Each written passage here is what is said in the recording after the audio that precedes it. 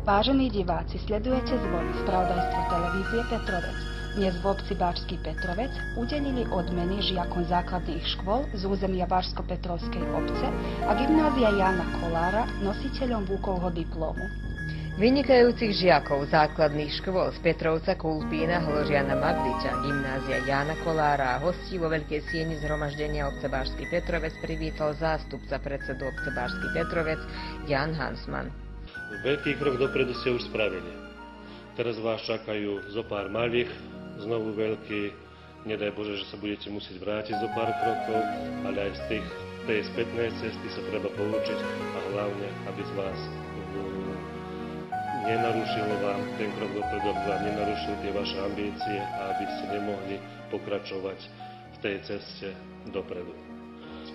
K výbornému prospechu žiakom zablahoželal i náčelník pre spoločenské činnosti obce Báčsky Petrovec Dušan Govorčín. Pripomenul, že obec Báčsky Petrovec aj naďalej bude pokračovať v praxi regresovania cestovných lístkov pre žiakov a študentov a podľa možností poskytovať jednorazovú pomoc, prípadne v budúcnosti štipendia, ako to bolo ujaté v minulosti.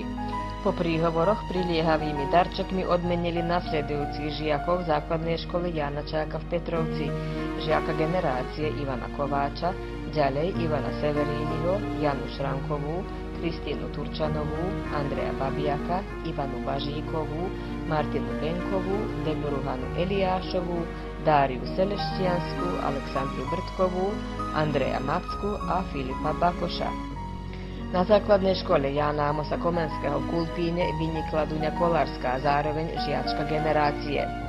Nositeľky Vúkovho diplomu na základnej škole Jozefa Marčoka Dragutina v Hložanoch sú Elena Vršková, žiačka generácie, a Melina Korčoková. Ďalej na základnej škole Žárka Zrenina Magdiči, Milica Kneževičová, Irine Igňatovič a Petar Bošňák.